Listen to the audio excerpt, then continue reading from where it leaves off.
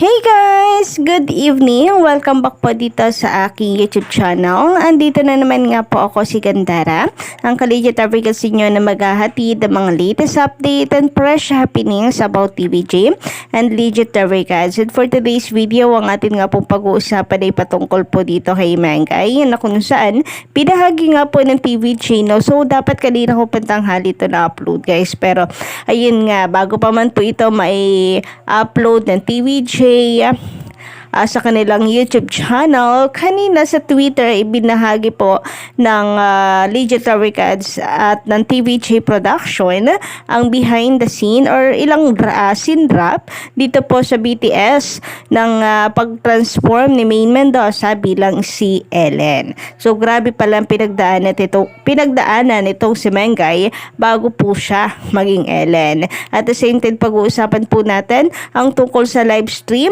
ng TVJ and Legit Records ngayong araw at sa rival show po nito. Samantala, bago po tayo magpatuloy, nais ko po muna na magpasalamat sa mga nandito ngayon na nakikinig sa aking YouTube channel. Magandang gabi po sa inyong lahat. Maraming salamat sa pagtutok at pakikitambay. Mabuhay po kayong lahat. And kung hindi pa po kayo nakaka-subscribe, kung meron man po dito na bago lang, maaari po ninyong pindutin ang subscribe button and notification bell para maging updated po kayo sa mga susunod nating balita. Ngayon naman, Collegiate Records, mag-shoutout naman tayo na ilan nating viewers. So, shoutout po dito kina Kate Sean Park. Ayan, new subscriber here. I enjoy watching EAT. Thank you so much for subbing, Kate Sean Park. Grabe nga naman yan, lakas maka-Korean. Cheers. Shoutout din po dito kay Sir Dagul Ignacio. Magandang gabi sa inyo. Sabi niya, we love you po. Thank you so much naman sa pagmamahal at pag-suporta sa aking YouTube channel. Samantala, shoutout din po dito kay Miss Ed Tamayo. Ayan, legit subscriber po natin yan. Thank you so much po sa mga nakaraan ninyong super thanks sa atin. So, hello again, Gandara. I'm still your legit TVJ Records and your loyal follower. More power to you. Thank you so much, Sir or Miss Ed Tamayo. Ganon din po dito kay Archie Molina. Good evening, Miss Gandara. Lagi ako nanonood ng vlog mo, lalo na pagtungkol sa TVJ. Legit Records. Ang saya at sarap pakinggan ng mga kwento mo. Thank you so much po, Archie Molina. Mentala, dumako naman nga po tayo ngayon sa atin pong mainit na balita at unahin po natin ang tungkol dito kay Mengay. So, trending na naman nga po, viral na naman si Main Mendoza. So, lagi naman pong kasama si Main Mendoza sa sa spot ng trending in the Philippines, celebrity, ka-OG sa X or sa Twitter. Napakasipag din kasi talaga ng fan nito si Main Mendoza. Parati po Collegiate Records na active ito at inaabangan parati si Mengay sa EAT. And bukod po dyan ay deserve naman talaga ni Main Mendoza ang parati pong pag-usapan. Grabe, napaka-underrated actress nga naman po kasi nito si Mengay. Kahit saan mo siya ilagay. And ito nga, ibinahagi naman ng TVJ ang tungkol sa behind the scene kung paano po siya nag-transform to Ellen. Mamaya pa ipapanood ko po sa inyo yung ipinost ng TVJ kanina po sa Twitter bago pa man po nila ito i-upload sa YouTube. So, ngayon nga po ay premiering na yan at ipinost na ng TVJ and panigurado ay magmi-million views to guys. Nakakamiss ang mga vlog po ng mga Legit Records kasi dati sa 8Bureka talaga sila nagba-vlog. So nakakamiss lang ka-OG. Samantala narito nga ang ilang pasili po natin dito sa behind the scene ng transformation ni Main Mendoza to Ellen. Pasensya na po kayo guys sa boses natin ngayon kasi naman ay nagsisimula na naman po tayo magkasipon. Ano ba yan? Okay. Mamahinga po ba? Ano ko yun? Hi, the Barcads. Hello, the Barcads. Ay, taray, vlog. Hello, the Barcads. It's me, Ellen. I have a guesting at EAT today. I'm getting ready. So excited. So, ayan, makikita po ninyo dito na pinapractice din ni Maine Mendoza itong pagsasalita. Pero parang wala naman ditong trial and error. Parang automatic, Gino kaboses niya itong si Ellen. Nakakatuwa guys, no, na makita po natin na si Maine Mendoza ay talagang mayroon pang ibubuga. Araw-araw po tayo niyang pinapamangha. Samantala, panoorin po natin ang bagong vlog na ito ng TVJ guys. So, para nakapost na po yan sa YouTube kasi kanina, premiering po siya and 1K na po kaming nanonood doon. So, hindi ko po muna i-detalya sa inyo ang mga kaganapan doon para panoorin niyo po of course sa YouTube channel ng TVJ.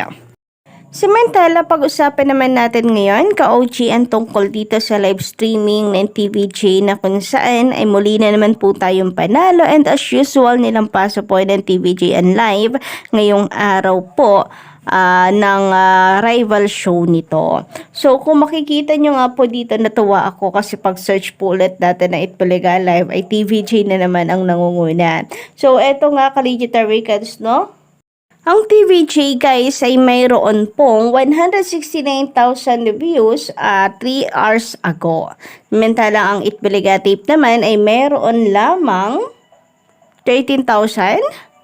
Diba layo guys? 169 versus 13K po 3 hours ago ng live po nila sa YouTube.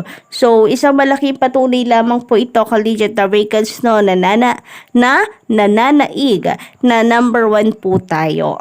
So, congratulations. Maraming salamat po sa mga tumutok, nakasubaybay sa TVJ. And maraming salamat lalong higit kay MVP kasi kung hindi po niya pinagbuksan ng pinto at binigyan ng tahanan ang TVJ, syempre wala rin po tayong E80 na pinapanood po ngayon. Sana until now malungkot pa rin po ang ating tanghalian. Anyway, sabi po dito ni Sir Manuel Ponce, oo nga, parang normal na lang yung pagsigaw at pasasalamat ng mga tao sa original title na Itbulaga. Yung feeling na parang kapag isinigaw nila, pinagmamalaki nila kung sino talaga ang tunay na Itbulaga. So kahapon nga kasi ka-OG, no, Lunas na Lunas pa man din, ay dalawa po ang nagpasalamat sa Itbulaga. Nakakatuwa guys. Ang sarap po kasing pakinggan ka-OG, no, na Itbulaga po ang tawag ng tao live sa TVJ. Bilang fan, bilang supporters ng TVJ, ang sarap na marami tayo na magkakasama para sa laban ng TVJ. Imantala sabi naman dito ni Sir Bernard Santos, kahit naman ako kung sakasakaling isa ako sa mananalo, isa lang ang pasasalamatan ko. Salamat sa tunay na Itbulaga. Grabe nga naman, naka-caps lock pa talaga. So, ibig sabihin, pagdidiinan talaga niya, hindi lang salamat sa Itbulaga, tunay na Itbulaga. Nako, sigurado, ay trending po yan sa social media pa nagkataon. Kasi talagang sinasadya po na ipaalam at isigaw sa buong bansa ng tunay na Itbulaga ay TVJ kasi doon isinigaw Anyway, maraming salamat po and sabi naman dito ni Sir Angelo Acosta, Gandara, maganda ka pa po sa gabi. Ano ba? Wag po kayong ganyan, wala akong piso. Charis. Shout out sa iyo, Olga, na Sir Angelo Acosta. Ang ganda ni Ellen. Grabe. Hindi ko po nakilala kanina or nung Sabado. Ang galing. Yeah. Bebe, I love it. Naku, hindi lang po kayo ang nagustuhan yan. Lahat po tayo ka-Legit Records. And inaanyayahan ko nga po kayo na panoorin po natin lahat ang BTS. Naku, paabutin po natin ng million views po ito ka-Legit Records. So ngayon nga po, viral si Maine Mendoza dahil sa kanyang pagganap bilang Ellen pa rin. At the same time, trending rin po siya sa X. Samantala, shoutout din po at sabi dito ni Sir Romeo Obispo, magandang gabi po, Ma'am Gandara. Grabe yung pamilya ni Ellen. Binuhos yung tuwat saya sa TVJ. Lahat sila ang saya-saya nila. Tasheng, ang cute. ni Ellen. Grabe, napakaliit nga po ng muka nitong si Ellen. Pero mas na-appreciate ko guys yung effort nila nung mapanood ko po ang behind the scene. Galicia Tavergans, grabe, hindi rin pala basta-basta ang pinagdaanan nitong si Maine Mendoza. Sabi naman po dito ni Norsalan Bagasan, good evening, Miss Gandara at Kaligia Tavergans. Yes, tama po kayo, Miss Gandara. Super galing ni Maine as Ellen. Akala ko ibang artista ang gumanap kay Ellen. Yun pala is si Maine. Super galing talaga ni Maine. Lahat sila. Ligia Tavergans, and congrats at proud kaming lahat. Proud kami sa lahat ng TVJ Defenders. So maraming salamat Sir Norsalam Bagasan. And hanggang dito lang po muna ang ating update. Pa-comment na lang po sa baba ng inyong mga opinion dahil nagbabasa po ako araw-araw ng mga comments po ninyo. So yun lang guys, and don't forget to click the subscribe button and notification bell for more updates.